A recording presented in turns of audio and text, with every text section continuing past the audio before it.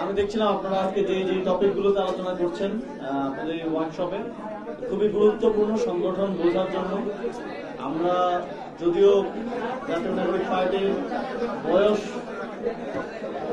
প্রায় 13-14 মাস হয়েছে, কিন্তু রাজনৈতিকভাবে আমাদের অভিজ্ঞতাটা অনেক বেশি হয়েছে এই ক্ষুদ্র সময়ের মধ্যে। এই সময়টার মধ্যে আমাদের একটা অভ্যুত্থান পরবর্তী দেশে গুরুত্বপূর্ণ ভূমিকা রাখতে হয়েছে।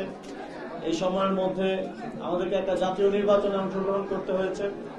আমাদের জোটবদ্ধভাবে নির্বাচন করার অভিজ্ঞতা হয়েছে, মাঠ পর্যায়ে নির্বাচনে কি কি কাজ হয় সেটা বোঝার অভিজ্ঞতা হয়েছে। আবার এখন আমাদেরকে স্থানীয় সরকার নির্বাচনের প্রস্তুতি গ্রহণ করতে হচ্ছে। আপনারা জানেন ইতিমধ্যেই আমাদের ঢাকা মহানগর উত্তরে প্রার্থীও ঘোষণা হয়েছে। আজবাড়ি ভাই আপনাদের মহানগর উত্তরের আহ্বায়ক, তিনি আমাদের জাতীয় নাগরিক পার্টির প্রার্থী এবং সে অনুযায়ী আপনারা কাজ করে যাচ্ছেন। আমাদের অভিজ্ঞতাটা সময় কম হলেও আলহামদুলিল্লাহ ভালো অভিজ্ঞতা হয়েছে এবং হচ্ছে সামনের দিকে। তবে এর মধ্যে এই যাত্রার মধ্যেই অর্গানাইজেশন কিভাবে করতে হয়, অর্গানাইজেশনের নর্মস গুলো কি কি, কিভাবে নেতাকর্মীদেরকে লার্নেট করতে হয় এবং একই সাথে নতুন নেতৃত্ব সন্ধান, নতুন নেতাকর্মীদেরকে পার্টিতে আসার সুযোগ করে দেয়া, এই সবগুলো কাজ আপনারা শিখছেন, করছেন। এবং আপনাদের সাথে এর আগে আমি ফর্মালি মহানগরের দায়িত্ব পাওয়ার পর আপনাদের সাথে বসার সুযোগ হয়নি, আজকে প্রথম বসলাম। তবে আমি খোঁজ খবর রাখতাম। আলহামদুলিল্লাহ ঢাকা মহানগর উত্তর আমাদের যথেষ্ট শক্তিশালী একটা ইউনিট এবং ঢাকা মহানগর উত্তরে 8টি আসনের মধ্যে আমাদের 11 দলীয় জোট 5টি আসন জয়ের পেছনে আপনাদের গুরুত্বপূর্ণ অবদানের কথা আমি জানি এবং আগামী দিনেও আমাদের এই জয়ের যে ধারাবাহিকতা সেটা অব্যাহত থাকবে এবং আমরা আরো সাংগঠনিকভাবে আরো শক্তি অর্জন করব এবং সেটার জন্যই এই ধরনের ওয়ার্কশপগুলো আয়োজন হওয়া, প্রায়ই আয়োজন করাটা জরুরি। আমরা যাতে বুঝতে পারি, শিখতে পারি যে কিভাবে সংগঠনকে বড় করতে হবে, কিভাবে সংগঠনের এক্সপেনশনটা করতে হবে। এখন জাতীয় নাগরিক পার্টিতে আমরা মিলে একটা ফাউন্ডেশন তৈরি করেছি গত 1 বছরে, কিন্তু এখন জাতীয় নাগরিক পার্টিতে আরো অনেকেই নতুন করে যুক্ত হচ্ছেন, আসছেন। আপনাদেরও গতকালকে একটা জয়েনিং প্রোগ্রাম হয়েছে, অনেকে যুক্ত হয়েছেন এবং আরো অনেকে এই ফর্মালি বিভিন্ন জায়গা থেকে যুক্ত হতে চাচ্ছেন বা হবেন। তাদেরকে অ্যাপ্রোচ করে নিয়ে আসা, তাদেরকে সংগঠনের সাথে বিভিন্ন কার্যক্রমের মাধ্যমে জড়িত রাখার দায়িত্বটা আপনাদেরকে নিতে হবে।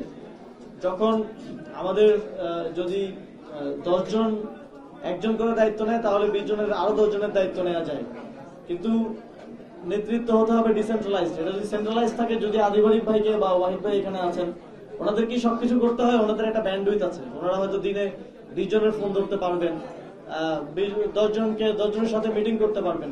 কিন্তু যখন আপনারা তাদের শক্তি হবেন, যখন আপনারা আরো 100 জন নেতৃত্ব বা 200 জন নেতৃত্ব এই দায়িত্বটা নেবেন, তখন আপনাদের ব্যান্ডউইথ মিলে এটা আরো অনেক বড় পরিসরে চলে যায়।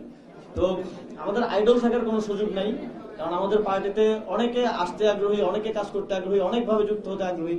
কারো হয়তো কালচারাল ইন্টারেস্ট আছে, যে জাতীয় নাগরিক পার্টির কালচারাল কাজগুলো তাদের ভালো লাগে, যেমন ঈদ মিছিল, তারপরে বৈশাখের আমরা যে প্রোগ্রাম করলাম, তারা সেটাতে ইন্টারেস্টেড, সেটাতে আসতে চায়। কারো হয়তো আমাদের পলিসি ডায়ালগ গুলো ভালো লাগে। আমাদের একটা কনভেনশন হলো, ন্যাশনাল কনভেনশন, আপনারা অনেকেই ছিলেন।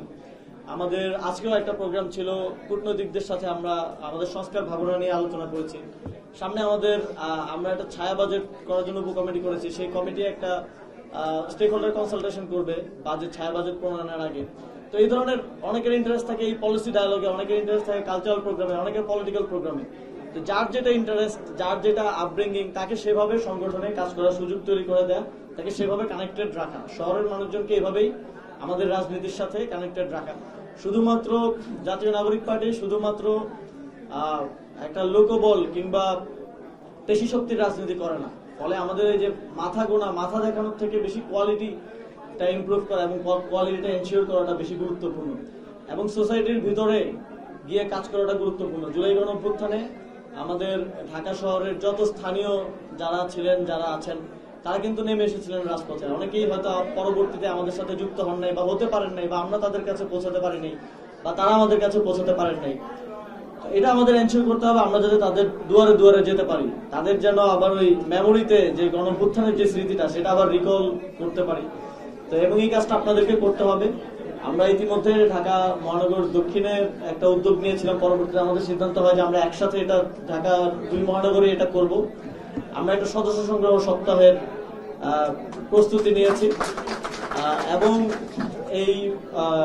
এই সদস্য সংগ্রহ সপ্তাহটা আমাদের আইডিয়াটা হচ্ছে আমরা প্রত্যেকটা ওয়ার্ডে একটা করে বুথ স্থাপন করব এবং তার মাধ্যমে যারা জাতীয় নাগরিক পার্টির সাথে যুক্ত হতে চায়, বিভিন্ন সময় চেয়েছে বা একটা ওয়ে পায় না, তাদেরকে সংযুক্ত করা, তাদের সাথে কানেকশনটা তৈরি করা। আমরা পোস্টারিং করব, মাইকিং করব এবং আমরা প্রত্যেকটা ওয়ার্ডে বুথের মাধ্যমে 7 দিন আমাদের প্রেজেন্সটা রাখবো এবং সেখানে আমরা আরো এক্সট্রা কিছু অ্যাক্টিভিটি, পলিটিক্যাল অ্যাক্টিভিটি রাখবো যাতে করে এটা মোর এঙ্গেজিং হয়। একসাথে ইনশাল্লাহ আমরা হয়তো এই যে এখন ঈদের ঝামেলায় সবাই ঈদের ব্যস্ততায় চলে যাচ্ছে আস্তে আস্তে, আমরা এই কোরবানি ঈদের পরে ইনশাল্লাহ একসাথে ঢাকা মহানগর দক্ষিণ এবং উত্তরে এই কর্মসূচি পালন করব। আপনারা এটার জন্য যার যার জায়গা থেকে সকল ধরনের প্রয়োজনীয় প্রস্তুতি নিয়ে রাখবেন এবং একটা সফল কর্মসূচি ইনশাল্লাহ আমরা করতে পারবো। এখন যেটা হচ্ছে, যারা যোগাযোগ করতে পারছে, কানেক্ট করতে পারছে, তারাই কিন্তু জয়েন করছে। অনেকেই আছে যারা হয়তো চিন্তা করে জয়েন করতে, কিন্তু সে কানেক্ট করতে পারছে না। আমাদের তাদের জন্য ওই সুযোগটা তৈরি করে দিতে হবে।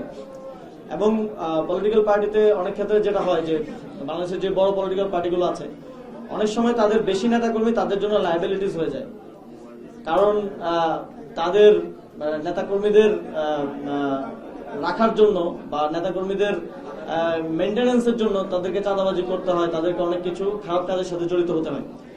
আমরা যাতে এক্সপেনশনের ক্ষেত্রে এটা আমাদের খেয়াল রাখতে হবে, এটা সাস্টেইনেবল হতে হবে। আমরা এক্সপেনশনটা এমন ভাবে করবো যাতে আমরা সেলফ সাস্টেইনেবলি আমাদের সংগঠন রান করতে পারি, আমাদের যেন কোনো খারাপ দিকে না যেতে হয়। এনসিপির মহানগরের ব্যাপারে এখন পর্যন্ত আমি পজিটিভ একটা জিনিস পেয়েছি, যেখানেই যাই স্থানীয় মানুষজনের সাথে, তারা জানে যে এই থানায় বা ওয়ার্ডে এনসিপি আছে, কিন্তু তারা একটা জিনিস অ্যাপ্রিসিয়েট করে যে এনসিপি কখনো কারো থেকে চাঁদাবাজি করে নেই, এনসিপি কোথাও গিয়ে কখনো রেড দেয় নাই, কোনো বিল্ডিং, কোনো দোকান, কোনো সমিতি দখল করে নাই।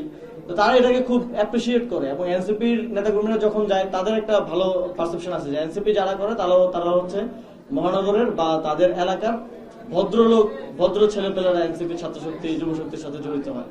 তো এই পারসেপশনটা, এই গুডউইলটা আমাদের রাখতে হবে। আমাদের নগরবাসীদের সঙ্গে এই একটা হৃদ্যতার সম্পর্ক সবসময় বজায় রাখতে হবে এবং এটা নিশ্চিত করতে হবে। এর বাইরেও আমাদের এখন অনেকগুলো জাতীয় সংকট আছে সামনের দিনে এবং আমরা দেখেছি সবসময় বাংলাদেশের জাতীয় সংকটে ঢাকা মহানগর এবং ঢাকা শহর খুব গুরুত্বপূর্ণ ভূমিকা পালন করেছে। সর্বশেষ জুলাই গণঅভ্যুত্থানের কেন্দ্রবিন্দু ছিল ঢাকা শহর এবং এখান থেকে এটা সারা দেশে ছড়িয়ে পড়েছে। আমরা যখন ক্যাম্পাস থেকে ডাক দিয়েছি, আপনারা উত্তরায়, বাড্ডায়, মিরপুরে বিভিন্ন স্থানে আপনারা নেমে এসেছেন এবং এই আন্দোলনকে গণঅভ্যুত্থানে রূপান্তর করেছেন এবং সফল করেছেন। আমরা যখন লং মার্চ টু ঢাকা দেই, তখন ঢাকার অন্তত 20টা জায়গা থেকে হাজার হাজার লাখ লাখ মানুষের মিছিল গণভবনের দিকে গিয়েছে। ফলে যাদের হাতে অস্ত্র ছিল তারা অস্ত্র চালানোর সাহস করতে পারেনি। আমাদের ওই ঐক্যটা ধরে রাখতে হবে, ওই স্পিরিটটা ধরে রাখতে হবে এবং ওই মানুষগুলো যারা সেই মিছিলে ছিল তাদেরকে আবার এনসিপির মিছিলে যুক্ত করতে হবে, যাতে করে আগামী দিনের আমাদের যেই গণতান্ত্রিক লড়াই, যেই সংস্কারের জন্য যেই লড়াই চলছে, এখন আমরা দেখছি একটা নতুন সরকার এসেছে, তারা ভুলে গেছে যে 2024 সাল এবং তৎ পরবর্তী সময় বাংলাদেশে কি হয়েছিল। তারা মনে করছে যে তারা জাস্ট আওয়ামী লীগের রেখে যাওয়া আসনে বসে যাবে এবং এইভাবেই দেশ চলতে থাকবে।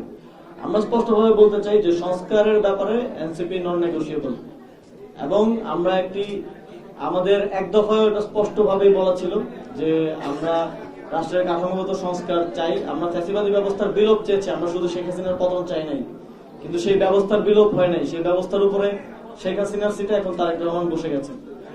তো আমাদের এই লড়াইটা চালিয়ে যেতে হবে সামনের দিনে, সেজন্য আমাদের প্রয়োজন শক্তিশালী সংগঠন এবং একই সাথে আমরা নগরে রাজনৈতিক কর্মসূচির পাশাপাশি নগরের বিভিন্ন নাগরিক সুবিধা, জনগণের সুবিধা অসুবিধা নিয়ে তাদের কোশ্চেনগুলো ডিল করা। এখানে আমাদের জাতীয় যুবশক্তি নেতৃবৃন্দ আছে, নগরের ইউথদের একটা চ্যালেঞ্জ হচ্ছে এমপ্লয়মেন্ট থেকে শুরু করে অনেকগুলো চ্যালেঞ্জ আছে। এই পলিসির গত জায়গা থেকেও কাজগুলো, আলোচনাগুলো, ইন্টারাকশন গুলো নগরবাসীর সাথে আমাদের নিয়মিত করতে হবে। কারণ আমি প্রথমে বলেছি, আমরা জাস্ট কোয়ান্টিটিতে সংগঠন করতে চাই না, আমরা একটা কোয়ালিটি সংগঠন তৈরি করতে চাই। আমরা মানুষের সমস্যা সমাধান করতে চাই, আমরা মানুষের জীবনে জীবনের গুণগত মানে পরিবর্তন আনার মাধ্যমে আমাদের রাজনীতিকে গ্রো করতে চাই। আমরা আমাদের শক্তি দিয়ে রাজনৈতিক দল হিসেবে গ্রো করতে চাই না। সেটাই হবে আসল পরিবর্তন। এবং আমরা ইতিমধ্যেই আপনারা দেখেছেন যে ঢাকা মহানগর দক্ষিণে আমি বলেছি যে আমরা ময়লার বিল মওকুফ করে দিব। অনেকে প্রশ্ন করেছে, অনেকে বটটে এসে কমেন্ট করেছে যে ময়লার বিল কি আমি দিব না আমার বাপ দিবে, এরকম।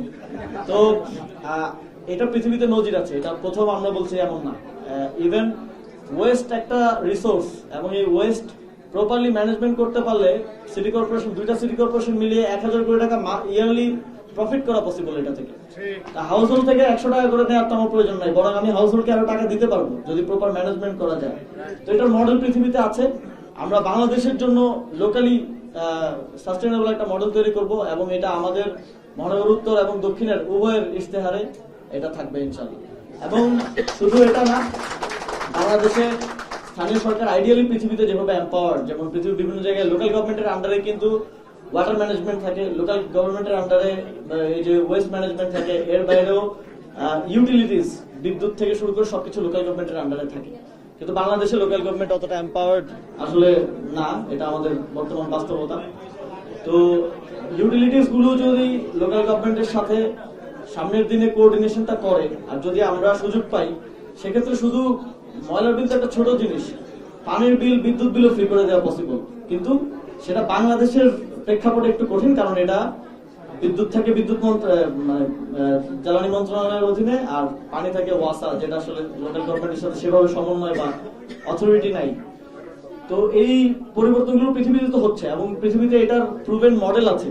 এটা এমন না যে এটা জাস্ট আমাদের অযোগ্যতা জাতিগতভাবে যে আমরা আজ পর্যন্ত এটা করতে পারিনি। যারা দায়িত্ব ছিল তাদের দূরদর্শিতার অভাব, এবং তাদের অন্যান্য জিনিসে মানে যারা লোকাল গভর্নমেন্ট আছে সে হাত নিয়ে পড়ে থাকে, সে এটা চিন্তা করে না যে জনগণকে কি দিব। ফলে এই পিপল ওয়েলফেয়ারের যে কাজগুলো সেটা সম্ভব হয় নাই ইতিপূর্বে। আমরা 50 বছর সেখানে যেতে পারিনি। তবে এখন একটা পজিটিভ জিনিস হচ্ছে, তরুণরা নেতৃত্বে এসেছে বাংলাদেশে। তরুণরা ইতিপূর্বেও পরিবর্তন করে দেখিয়েছে যখন তারা দায়িত্ব ছিল, তারা ভবিষ্যতেও পরিবর্তন করার সক্ষমতা তাদের আছে, এবং গ্লোবালাইজেশনের মাধ্যমে তারা পৃথিবীর সাথে খুব বেশি ভালোভাবে কানেক্টেড। সুতরাং পৃথিবী এগিয়ে যাবে, বাংলাদেশ পিছিয়ে থাকবে, এটা সম্ভব না এই তরুণদের নেতৃত্বের সময়। এবং শুধু আমাদের না, অন্যান্য পার্টি থেকেও আমরা দেখছি তরুণদেরকে প্রার্থী করা হচ্ছে। আমরা এটা আমরা পজিটিভলি গ্রহণ করি, কারণ এখন প্রতিদ্বন্দ্বিতাটা পুরনো রাজনৈতিক বন্দোবস্তের লোকদের মধ্যে হবে না। এখন যারা নতুন রাজনৈতিক বন্দোবস্ত চায় তাদের মধ্যে প্রতিদ্বন্দ্বিতাটা হবে। তো দিন শেষে অন্য পার্টি থেকে তরুণদেরকে দিলেও রাজনীতিটা এনসিপি রাজনীতি হচ্ছে। এনসিপি যে রাজনীতির কথা গণভ্যুত্থানের সময় থেকে, গণভ্যুত্থানের পর থেকে বলে আসছে, সেটাই বাংলাদেশে দেখা যাচ্ছে। তো সেটার জন্য সবচেয়ে গুরুত্বপূর্ণ এলিমেন্ট, সবচেয়ে গুরুত্বপূর্ণ প্রভাবক হচ্ছেন আপনারা, ঢাকা মহানগর উত্তর এবং জাতীয় নাগরিক পার্টির যারা নেতাকর্মী আছেন থানা এবং ওয়ার্ড পর্যায়ে। কারণ এই সবকিছু বাস্তবায়ন হবে আপনাদের হাত ধরে। নেতৃত্ব পলিসিটা দিবে, কিন্তু সেটার বাস্তবায়নটা আপনাদের হাত ধরে। আপনাদের গুডউইল, আপনাদের নগরের প্রতি কমিটমেন্টের জায়গা থেকে তৈরি হবে, এবং আপনাদেরও নগরের সাথে একটা যোগাযোগ সম্পর্ক তৈরি হবে। এখানে তো শুধু মেয়র একটা জিনিস না, এখানে কাউন্সিলরও আছে, এবং কাউন্সিলরের বাইরেও পাড়ায় পাড়ায়, মহল্লায় মহল্লায় লোকাল লিডার আছে। সেটা আপনাদেরকে হয়ে উঠতে হবে, এবং আপনারা সেটা হওয়ার সমস্ত যোগ্যতা আপনাদের আছে, এটা আমি বিশ্বাস করি। এভাবেই জাতীয় নাগরিক পার্টি আগামী দিনে বাংলাদেশের জনগণের জন্য ইনোভেটেবল একটা পার্টি হিসেবে তৈরি হবে, এবং এমন একদিন আসবে যখন বাংলাদেশের মানুষ জাতীয় নাগরিক পার্টিকে ক্ষমতায় আনাটা এই দেশের মানুষের জন্য একটা নতুন গণ আন্দোলনের রূপ নেবে ইনশাআল্লাহ।